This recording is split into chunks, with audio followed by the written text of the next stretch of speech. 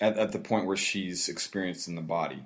The text explicitly says, Universal Mother reigns over the chakra that pervades the entire subtle body of yogins. Chakra number 1, Sada Chakra. However, she enters the pit or the womb located in the navel as the coiled up power, Kundalini Shakti, of fire, which grants liberation to yogins. So the navel.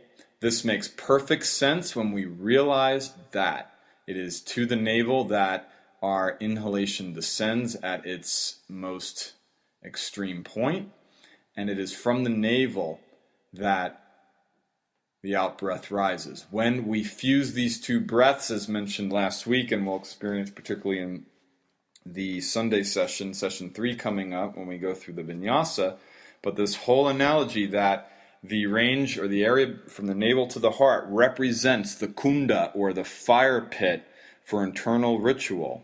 The outer fire pit in initiation practices and Vedic ritual is now superimposed in the middle of the human being's body, so that we're generating through yogic pranayama, we're generating this coil, or rather we're holding the coil until it turns into the fire that grants liberation ascending through the spine.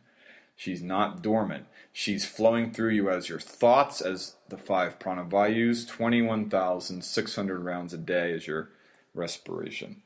When accessed in this way, we're performing yoga. Coil her up. And this is the point of these poetic metaphors that have been lost to us till now. So final thought as we close the modern history portion of the chakra system, or as we should, I think, call it the Jungian Western chakra system, noting that his whole trajectory in applying Western psychology was to realign this yoga, something he thought that we could never understand, even if we found it, which wasn't in the text that he had anyway. But we would never understand it as Westerners. It can only work through the lens of Christianity. And he says this. And he's really the father of Western psychology. If you've worked with any form of psychology that is superimposed on the chakras, you are drawing directly from Carl Jung. And it's a great system. But we reach this point now where it's time to ask, what did the original text say? Who are we to listen to? Well, first, our hearts. Secondly, I would suggest to all of us that we begin to listen to what Shiva and Shakti said in the source text. So with that, we move into those texts and this divine transmission now coming back to us with grace in this wonderful moment of our human evolution.